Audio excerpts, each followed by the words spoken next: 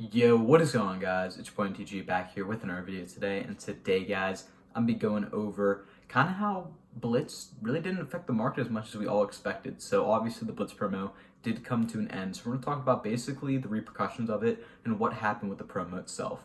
Before we get into the video, if you guys do enjoy the video, like, subscribe, comment down below, turn on post notifications, try and hit 1,000 subscribers before the end of the year. Hopefully, you guys can help make me, hit it. Obviously, we've fallen a little bit behind on pace, but we're still doing pretty good. Almost at 850, so we need about 150 more. If you guys could help out, I would really appreciate it.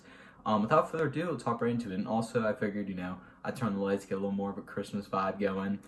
This is my first time recording late night in a long time. I had to get a filling. That's why it's a little bit later tonight. I had to wait for my face to, the numbness to go away and stuff like that. But anyways, let's kind of talk about it. So Blitz this year was really strange, and the reason why is because we really did not get too many great offers in Blitz.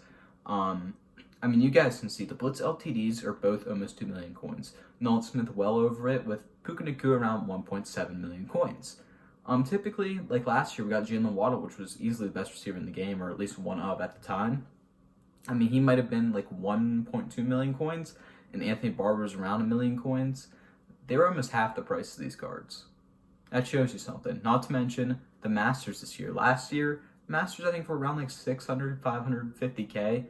Almost all the Masters are 1 million coins, which besides work done, because there's a ton of running backs that came out, all these cards are basically 1 million coins. Brian Branch, for example, in my opinion, may be the best one. That card right now is currently selling for 1 million coins. So that just shows you that maybe a lot of people actually weren't going off after these offers right here. And the one thing I did expect to happen is I expected, these high overalls to maybe take a hit. And I think now that Team Diamond's coming, people will start selling stuff off sooner than later. Tomorrow we have Team Diamond's reveal, which is a pretty big promo, and we probably will see, a 96 overall Master maybe? Potentially. I don't know exactly, but we'll have to wait and see. I could definitely see a 96 overall Master, so that would be very, very impactful. But let's take a look at some of the cards. For example, 91 overalls really actually, they kind of went up in price. And this is the one big thing that's been happening as of recent, the last couple of years, is people expect the market to crash because people are learning more about Ultimate Team. There's more people, stuff like that. People learning stuff from previous mistakes. So a lot of people actually sold off before Blitz and might not have got them at a discount. And granted, when actual Blitz was going on, these prices were a little bit cheaper. They were about 180K, but still, they're up 20K already, and they were about 170K on, I guess what would have been Thanksgiving morning or Wednesday or something like that. These cards really went up significantly in price, and some of these more desirable cards like an Alex Mack. Like, Alex Mack was actually cheaper 3 weeks ago than he is now, which is really weird to think about. Whenever he first came out, he was selling for about 270K, or at least the initial transition over from 91, 92 overalls. He's about 270, 250K. He's expensive now, 280K for what it's worth. Some of these all Madden cards really did not take a hit. Some of the LTDs did, for example, Michael Irvin did. Brian Dawkins actually continues to go up in price. Reggie White took a little bit of a hit, and obviously Warren Moon is taking a hit. But like a John Runyon went back up in price. Champ Bailey went up in price. Martin Grammatica, you have William Perry. Like, some of these cards are still pretty expensive. Not Ronnie Lott. Like, cards like that actually went up in price once again. CD Juice, or however you pronounce it, it's just CD Deuce. This card has been going up in price because he's an Eagles player, and that's a lot of thing. Is anybody who's an Eagles player is pretty expensive right now. But this card's up from where it was. Kenneth Walker was about 180K. He's 240 now again. DRC was about 350 before Blitz.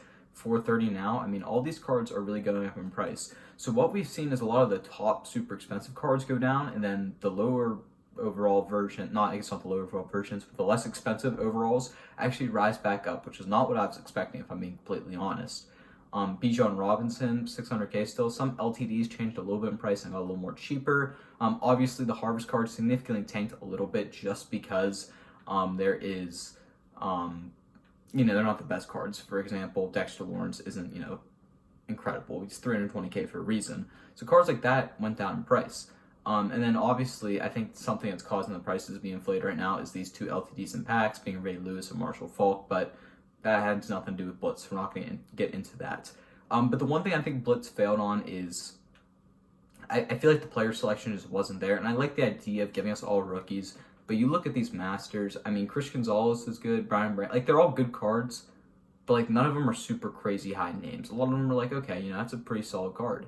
For example, Anthony Richardson, you know, he's probably the highest overall name, I'd say. And a lot of people are excited to use him, but the problem is we got, you know, a ton of quarterbacks. We got Patrick Mahomes. We got tons of quarterbacks that you could be using, and no one's going to take him for a million coins, let's be honest. I'm not using him for a million coins. Probably you aren't unless you're a Colts fan or a Florida Gators fan or something like that. Luke Musgrave, once again, top tight end in the game right here, 850K.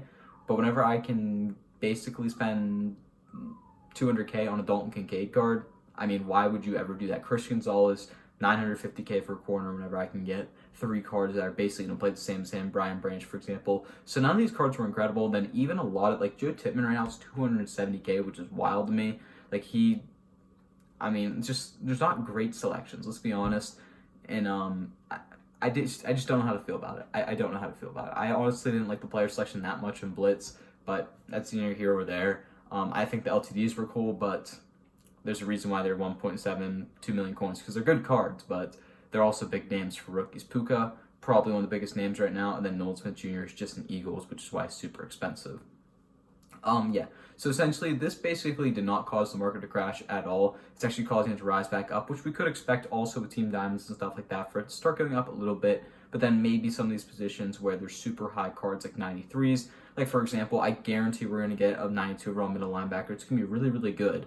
Granted, it's not going to be Ray Lewis level where, you know, he's 2 million coins, he gets lurk artist, film study, all these crazy abilities and stuff like that, but he'll still be a very, very viable card. We won't probably get a running back as good as Marshall Faulk unless he's the master, stuff like that. So it's interesting to see where they're going to go in prices, but Blitz itself really did not change. Not to mention, again, like I said, a lot of the offers were actually pretty bad. You know, I was going to spend 100 on it. I spent $37 on Blitz. I got the Triumph Elite bundle. That's the only thing I bought, and I'm saving it. Yeah, I'm saving it. I'm not even opening it. That just shows you that Blitz itself, I think, really did fail this year. And I usually like Blitz. It hurts my soul, but that's how it went. And overall, the market just did not react as many people did. I think a lot of people sold before the crash they expected, and then it actually rose back up.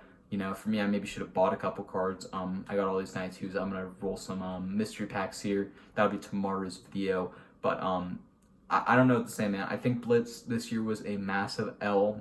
I shouldn't say massive L.